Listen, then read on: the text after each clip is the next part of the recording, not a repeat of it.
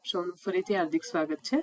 આજના વિડિયો લેક્ચરની અંદર આપણે અગાઉની પરીક્ષાની અંદર પૂછાયેલા બંધારણ વિષય જે છે એમના સવાલ જવાબ જોઈશું। સવાલ જવાબ જોઈએ એ પહેલા જો તમે મારી ચેનલ પર નવા હો તો ચેનલને સબસ્ક્રાઇબ કરી બેલ બટન પર ક્લિક કરો કે જેથી મારા વિડિયોનું નોટિફિકેશન જે છે એ સૌપ્રથમ તમને મળે। તો ચલો જોઈએ આજનો આ પહેલો સવાલ।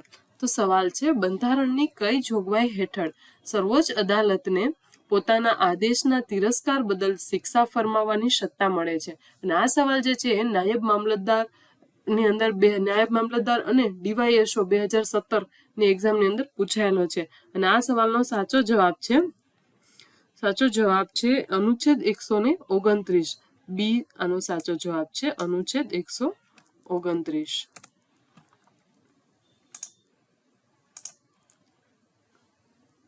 अनुच्छेद 129 સર્વોચ્ચ અદાલતની સ્થાપના જે છે 28 જાન્યુઆરી 1950 ની અંદર થઈ હતી। ક્યારે તો કે સ્થાપના છે સર્વોચ્ચ અદાલતની સ્થાપના 28 જાન્યુઆરી 1950 માં થઈ હતી। અને બંધારણ અમલમાં આવ્યું અને પછી કલકત્તા, મુંબઈ, ચેન્નઈમાં સ્થિત પૂર્વ બ્રિટિશ ઇમ્પિરિયલ કોર્ટને વિલીન કરી અને આ અદાલતની સ્થાપના કરવામાં આવી હતી। બંધારણ અમલમાં આવ્યું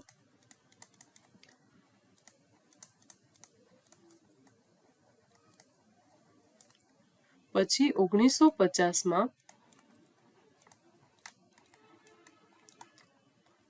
કલકત્તા,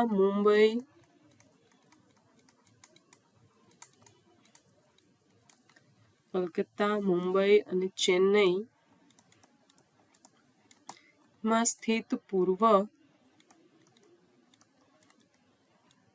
બ્રિટિશ ઇમ્પિરિયલ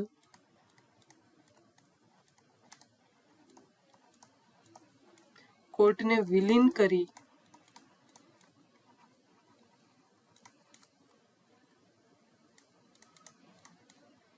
આ અદાલતની રચના કરવામાં આવી હતી।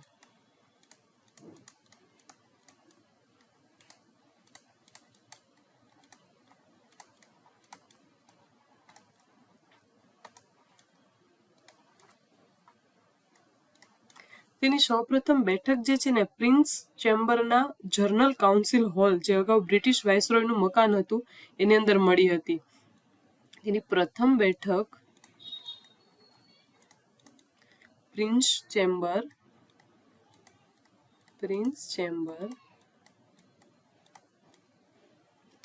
માં જર્નલ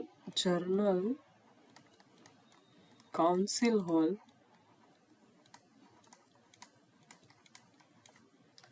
જે અગાઉ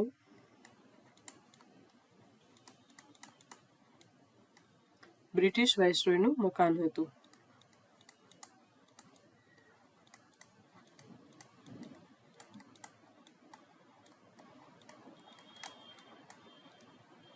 ને પ્રથમ ન્યાયાધીશ જે છે એ હરિલાલ કણિયા હતા। કોણ હતા તો કે હરિલાલ કણિયા જે છે એ પહેલા ન્યાયાધીશ હતા। સુપ્રીમ કોર્ટના પહેલા ન્યાયાધીશ જે છે એ હરિલાલ કણિયા હતા।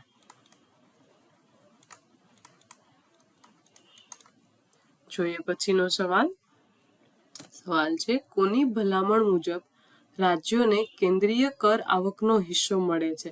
આ સવાલ જે છે એ ચીફ ઓફિસર 2017 ની અંદર પૂછાયેલો છે।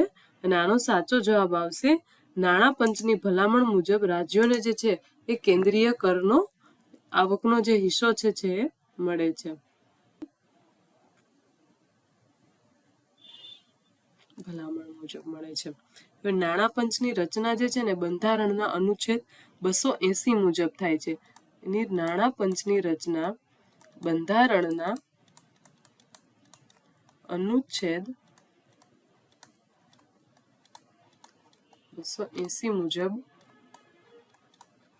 થાય છે। અને નાણાં પંચની રચના દર 5 વર્ષે કરવામાં આવે છે। નાણાં પંચની રચના દર 5 વર્ષે કરવામાં આવે છે। તેનું કાર્ય જે છે ને નાણાં પંચનું કાર્ય તો કે કેન્દ્ર અને રાજ્ય વચ્ચે કર અને આવકનું વિતરણ નક્કી કરવું. કર અને આવકનું વિતરણ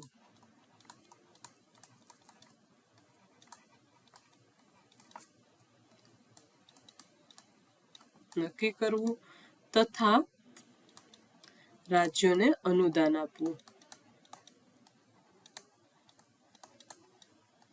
અનુદાન આપવાની ભલામણ કરવાનું છે. જોઈએ પછીનો સવાલ છે રાષ્ટ્રપતિને અનુચ્છેદ 60 મુજબ તેના હોદ્દા માટેના શપથ કોણ લેવડાવે છે? આ સવાલ જે છે બિન સચિવાલય 2017ની એક્ઝામની અંદર પૂછાયેલો છે અને એમનો સાચો જવાબ આવશે સર્વોચ્ચ ન્યાયાલયના ન્યાયાધીશ જે છે ચીફ જસ્ટિસ એ રાષ્ટ્રપતિને પોતાના હોદ્દા માટેના શપથ લેવડાવે છે. હવે સર્વોચ્ચ ન્યાયાલયના ન્યાયાધીશ, તો સર્વોચ્ચ ન્યાયાલયના ન્યાયાધીશ જે છે ને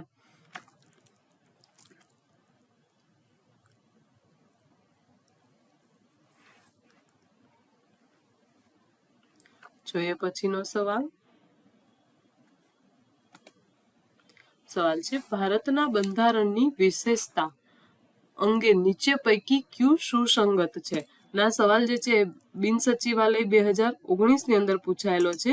આવો સવાલ અવારનવાર પૂછાતા હોય છે. એના ઓપ્શન છે સંસદ સર્વોચ્ચ છે, ન્યાયપાલિકા સર્વોચ્ચ છે, કારોબારી સર્વોચ્ચ છે અને છેલ્લો ઓપ્શન છે સંસદ અને ન્યાયપાલિકા બંને પોતપોતાના ક્ષેત્રમાં સર્વોચ્ચ છે. આનો સાચો જવાબ આવશે ઓપ્શન ડી જે છે કે સંસદ અને ન્યાયપાલિકા બંને પોતપોતાના ક્ષેત્રમાં સર્વોચ્ચ છે. સંસદ જે છે સંસદની અંદર કોનો સમાવેશ થાય છે? તો કે લોકસભા, રાજ્યસભા અને રાષ્ટ્રપતિનો સમાવેશ થાય છે. અને એની સંસદની સત્તા શું છે? તો કે કાયદાનું સર્જન કરવું અને બજેટને મંજૂરી અને નાણાકીય નિયંત્રણ કરવું અને સરકારની નીતિ પર ચર્ચા કરી અને સમીક્ષા કરવી તથા તેની સત્તા બંધારણની મર્યાદામાં રહી અને અમલમાં આવે છે. જસ્ટ અ સેકન્ડ, અહીંયા લખી દઉં છું કે સંસદની અંદર પેલા તો અહીંયા આવશે સંસદમાં લોકસભા,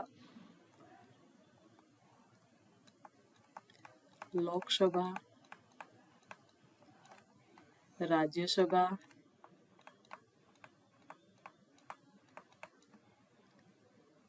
અને રાષ્ટ્રપતિ નો સમાવેશ થાય છે. બરાબર છે. પછી એની સત્તા શું છે? સંસદની સત્તા શું છે? તો કે એની સત્તાની અંદર પેલું છે કાયદાનું સર્જન કરવું.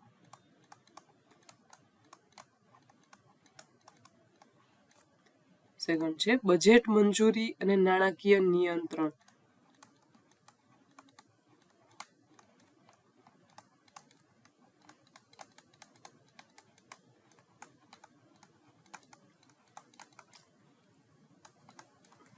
તેની સત્તા બંધારણની મર્યાદામાં રહીને અમલ કરવાનું છે. સત્તા બંધારણની મર્યાદામાં રહીને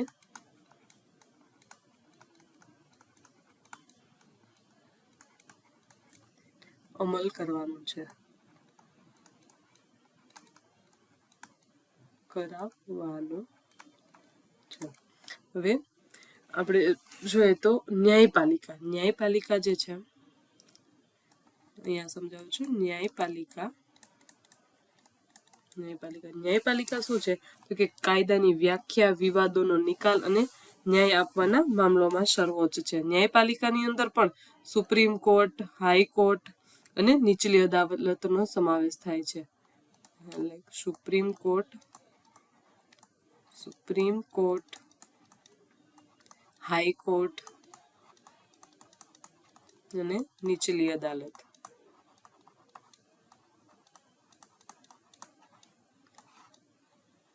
ન્યાયપાલિકા કાયદાની વ્યાખ્યા, વિવાદો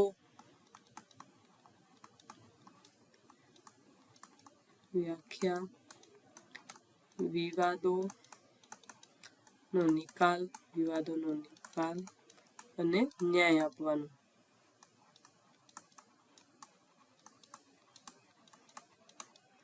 મામલોમાં સમાવેશ થાય છે.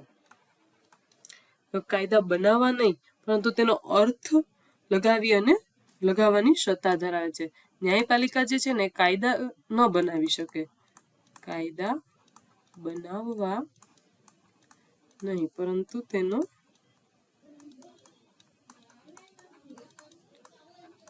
અર્થ લગાવવાની સત્તા ધરાવે છે.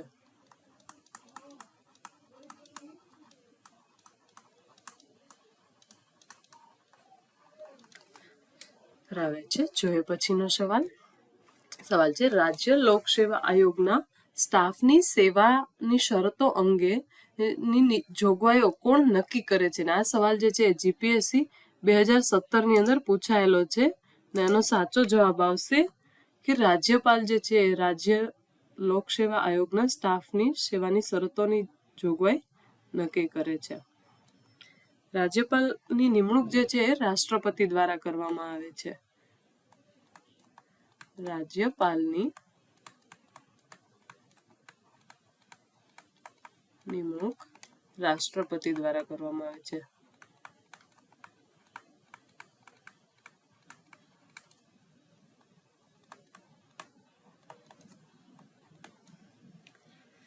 તેનું કાર્ય મુખ્યમંત્રી અને મંત્રીમંડળની સલાહ પર રાજ્ય ચલાવવાનું હોય છે. કાર્ય જે છે એ મુખ્યમંત્રી અને મંત્રીમંડળની સલાહ પર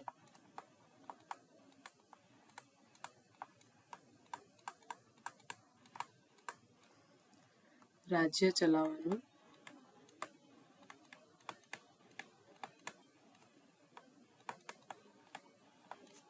રાજ્યપાલ બનવા માટે ઓછામાં ઓછી ઉંમર જે છે એ 35 વર્ષ હોવી જોઈએ.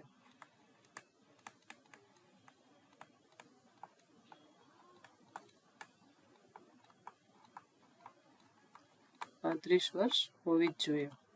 આચાર્ય દેવવ્રત જે છે અત્યારે ગુજરાતના રાજ્યપાલ છે.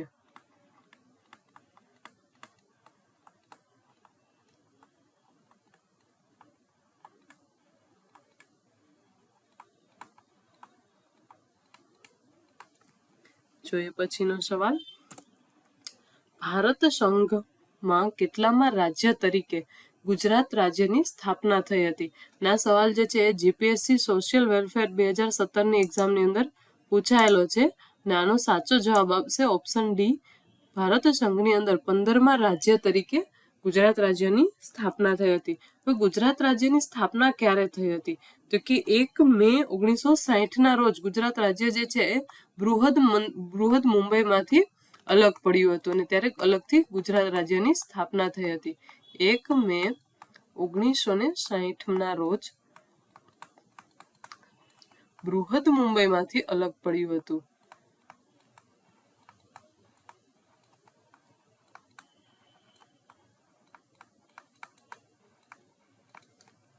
જે વૈદિક કાળમાં ગુજરાતને આનર્ત દેશ તરીકે ઓળખવામાં આવતો હતો. વૈદિક કાળમાં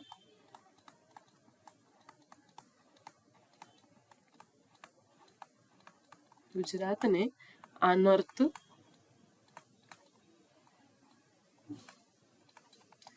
તરીકે ઓળખવામાં આવતો હતો.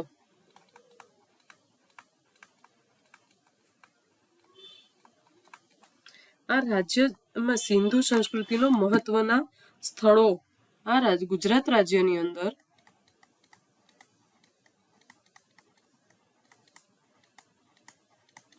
સિંધુ સંસ્કૃતિના મહત્વના સ્થળો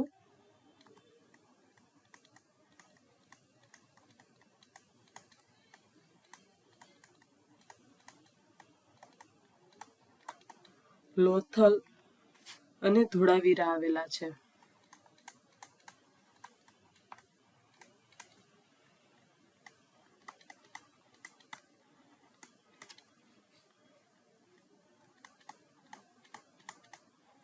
લોથલ જે છે વિશ્વનું સૌપ્રથમ બંદર હતું એવું માનવામાં આવે છે. લોથલ વિશ્વનું સૌપ્રથમ બંદર હતું?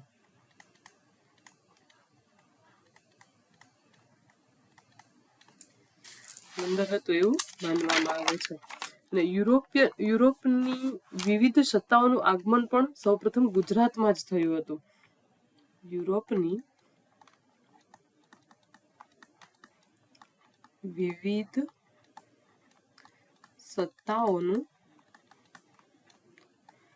આગમન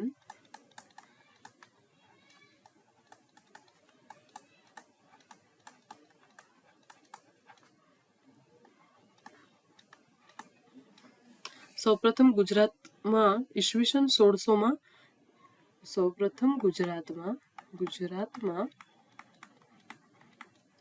ઈસવીસન 1600માં સુરતની અંદર પહેલી કોઠી સ્થાપવામાં આવી હતી.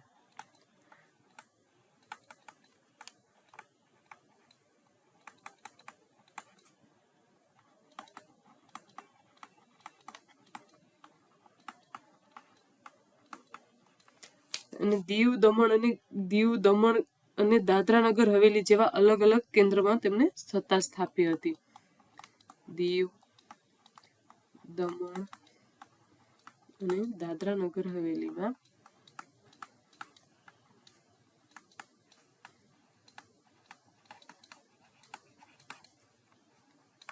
અલગ અલગ કેન્દ્રમાં સત્તા સ્થાપી હતી.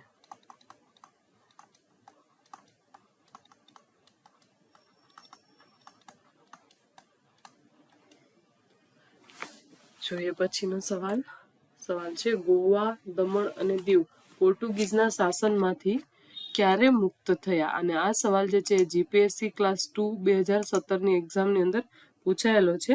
આનો સાચો જવાબ આવશે ગોવા, દમણ અને દીવ 1961ની અંદર ડિસેમ્બર 1961માં અલગ થયા હતા. પોર્ટુગીઝોના શાસનમાંથી મુક્ત થયા.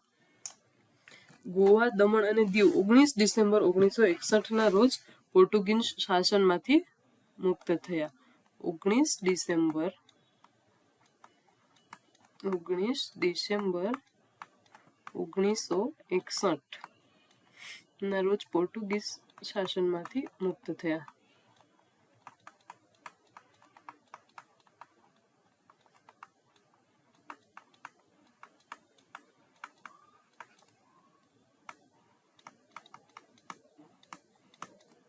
આ મુક્તિ ઓપરેશન જે છે ઓપરેશન વિજય ના નામ પરથી સૈન્ય અભિયાન દ્વારા ભારતીય શસ્ત્ર દળોએ મેળવી હતી. આ મુક્તિ જે છે આ મુક્તિને ભારતીય સૈન્ય અભિયાન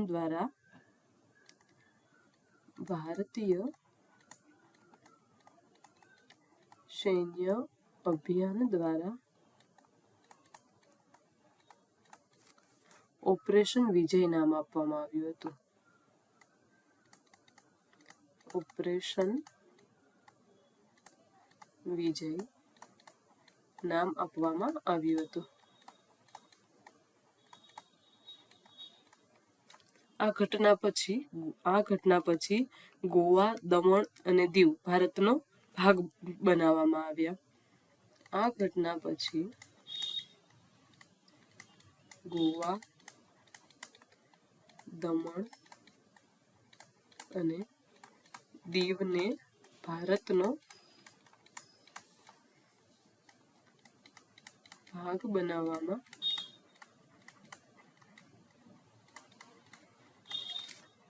અને 1987માં ગોવા એક અલગ રાજ્ય બન્યું.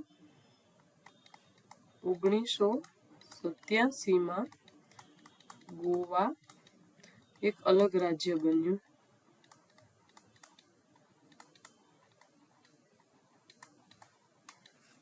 જ્યારે દમણ અને દીવ કેન્દ્ર શાસિત પ્રદેશ બન્યા. દમણ અને દીવ કેન્દ્ર શાસિત પ્રદેશ બન્યા.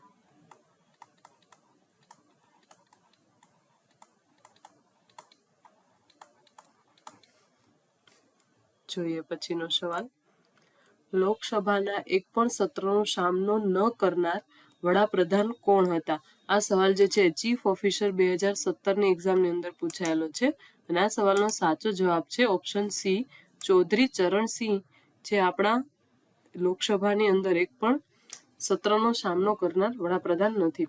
અને ચૌધરી ચરણસિંહ છે ને એ ભારતના 5મા વડાપ્રધાન હતા અને તેઓ 28 જુલાઈ 1979 થી 14 જાન્યુઆરી 1980 સુધી જ કાર્યરત હતા.